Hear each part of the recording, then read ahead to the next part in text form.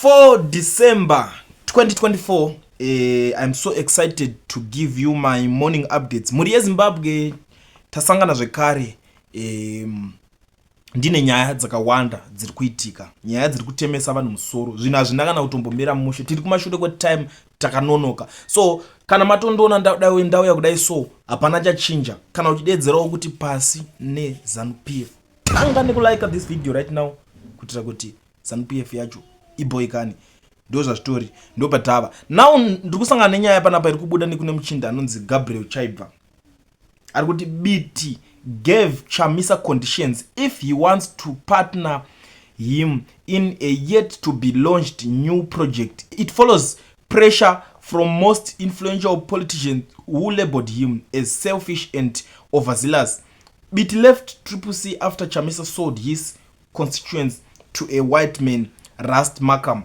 That's the word in the street. Ndo iri kubuda iri kutaurika. But guys, tisati taenda kure, tisati tataura zvenyaya dzese idzodzidzi. Inini ndikazonzwa nyaya pa yakutwistwa ichinzi Chamisa sold Biti chinchi to a white man.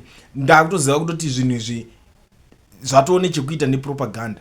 But sekutaura kwandinozviita mazuva ese kuti mushonga wepropaganda kuiexpose.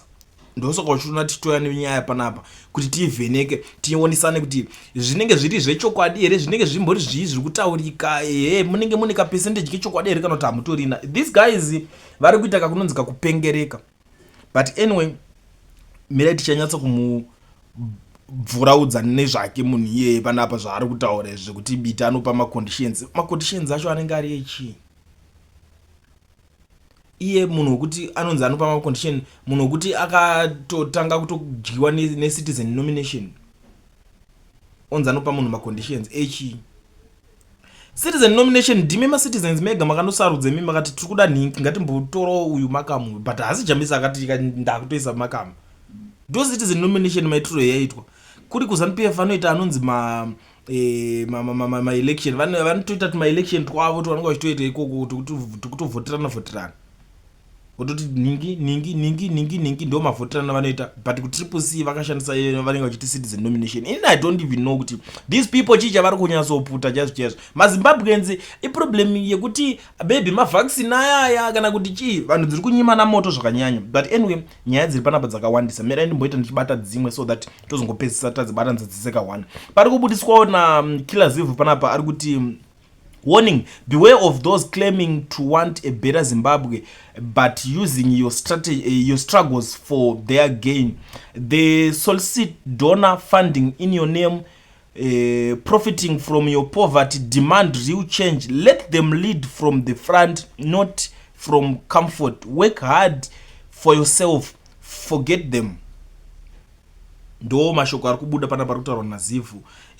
Ari kunongedzera list ravanhu vari panapa.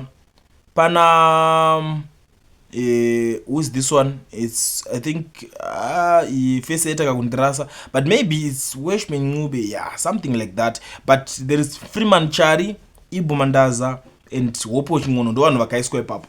Now imwe problem iri kuitika yandakatoona paZimbabwe ndeyekuti vanhu anenge ari kubuda ari kutaura zvinhu zvekudai so zvekuti ari kutaura no zvinhu zvinofanira tidai tozviziva kuti vanhu maturity inoleka kana kuti wisdom yekuti voadressa sei zvinhu. Vanobva vatanga kutonzi ana nhingi masellouts futi. Hatingati Zimbabwe yese wopera kuti masellouts. Kana vatiti vanhu vacho vari kuda change, ngavauye varwise change yavo, voita change zvine order chete. Ndo nyaya iripo, because at the end of the day mucharamba muchingodivide kwa muchingonzi ningi msellout, you end up musisina kana one wacho munoti hasi msellout. Ndo nyaya inopedzera yaitika. Ende vanhu ivavo zvavanoda kuitwa vanoda kunzi right, muri kuti ningi mubva mamutora like zvakaitika kuna ThokozaniKupi akabva adzoka akati auda kujoinawo CCC yacho apa angambosara achizviti MDC chichikwekwe bauye afanira kujoinawo CCC yacho akajoina nanhasi akatosara arimo muCCC. That's politics. Because at the end of the day, politics is the game of winning people, the game of winning numbers. Ndosoka mchona kuti ZANU-PF inakana basa nekuti wakabva ikoko wakatopfeka t-shirt yavo t-shirt ye CCC vanotongokubhabhatidza papo. Watowedu watotendeuka. Why? Because vanenge vachida kutonzi vane manumbers, vanenge vachida vanhu. but that ningirikini iyoyo manje yekutanga vanhu pamwe vanhu vacho vanorimwa manje inenge ichizoitika muZimbabwe yekuti munzi ningimusela kuti hatina basa naye vanhu havarimwe kama ndinotori munhu wese akakosha kuna munhu anonzi haana kukosha but panodiwa strategy yekuvagaririsa pasi kwete kuti kuvanyengerera kwete kuti kuvapa mapositions kana vati vari kuda struggle macitizens ndimunojaidza vanhu munhu akauya achiti ari kudawo kuningira adanzi uri kushanda nesu chitrai kuita chiselauti chacho tokuputitsa zvatopera hapatorina zvimwe zvavanoita why is it izvo kusina vanhu vekuti vanobuda vachizviti muselauti ari kutengesa information kana zvinhu zvekuzanu-pf why they are afraid kuzi vanotoziva kuti pati inototyisa hakuitwe izvozvo but uku kunenge kuchidiwa shanduko kwacho kunenge kuchida unokuduburwa type yevanhu vakadaro ndokunobva kwauya vanhu vanenge vachiita zviri izisi nawo ndiri kusangana nani zviri kutaurwa naprofessor Jonathan Moyo panapa vari kuti if you have any issues with ZANU-PF say them and say them out loud in public, but if you have any issues with the opposition keep them to yourself, or if you say them only in private. Public eye, crazy stuff. That's why opposition in Zimbabwe is doomed. Ndo mashoko ari kubuda to na Professor Jonathan Moyo. Inini ndekanzwa munhu akaita sa Professor Jonathan Moyo achida kuya kuno advise vanhu vemuZimbabwe chekutotanga nda kutojamuka njatoteerera andichatonzwa chero zvine musoro ngazvigare ndine musoro wazvo ikoko. Why? Because he is part of the problem. Because zvine zvitiri kunetsakana nema problems akawanda zvinhu zvakawanda, zvimwe zvemapolicies, zvimwe zvakatoisa madhezi aipane posa ndo angari ma players vaitotamba chigame chacho ipapo. Ndo riri team racho iroro. Saka vanhu ivavo bvoya vanzi vada kukupai advice yekuti aiwa zvinhu munozodai so kana dziri nyaya dzenhingirini zvezvitaurwa navanhu ndezvekupenga zvekuti kana une against nhingirikini taurai, asi kana nhingirina musa atake opposition papublic ndezvekupenga zvo atiteerere zvavanenge vachitaura because he is part of the problem. Ende zvekubuda munhu uchinzi uruda kuswera uchinoadressa maproblems eopposition papublic hazvina musoro futi, because hakuna imba isina maproblems, hakuna sango risingamere uswa. Ndo zvazvitongori maproblems anotaurirwa mumba. Haungati iwewe woenda unonyadzisa baba namai vako pakazara vanhu iwo pamberi pevanhu kana kuti pamberi pemarivals or something or panenge pane nhingirini pavanenge vachinetsana ubva unoita unonyadzisana nawo ipapo unenge uchinzi wakakwanira. Saka ndo magadzirisirana amunotoita zvinhu iwayo motongonomira papublic motaura. But pamuri kuenda unofesa mukufesa public ene mukuru muri busy da unofesa public ngiri makurumbobuda mumbotanga kunetsana futi pamberi pepublic ngiri public yene minobva yato investor pakunetsana kwamuri kuita ipapo to anengana ningarunetsana yesa kangati batatongopinda ipapo. The funny thing, my politicians in Zimbabwe, they are in it for money. Most of them. That's why very easy kuzongo da ningato tengesa ningato dade. Nzara is real. Those are strongori. It's not something jekuti saka ukatona utoteerera zvinhu zvinotaurwa na Jonathan Moyo ameno zvine zvato zvikonyo inini personally anditoteereri. Andozviziva iyewo kuti andichatonzwi. Killers ever kudzoka ari kuti fellow citizens, let's give Chamisa a break. Why obsess over him? Focus on your own relatives, friends and parties. I may not support him politically, but I don't hate him. Politics is a game played with others. Let's maintain same respect. I'm sure it's amba yaanga ari kuendesa kuna Welshman na Freeman Chari. You know, inini zvangu na Chari adina chandina kamboti ngata uri maonero ake ndizvo zvaari kuona munhu wese ane freedom of speech ne freedom after speech yacho. Isusu ndisuti zori ne freedom after speech, iwe vane freedom of speech, isusu ne freedom after speech nekuti totongotaura takatongokuudza tatokuudza zvochazoya chido tongotita ndezvako.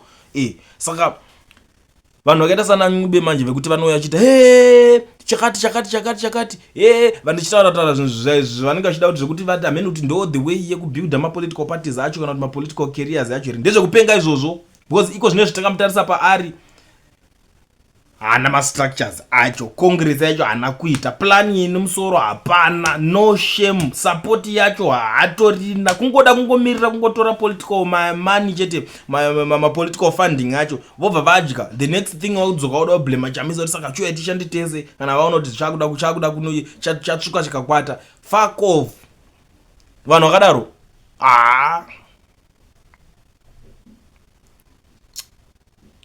chii chakadaro ichocho? What's that?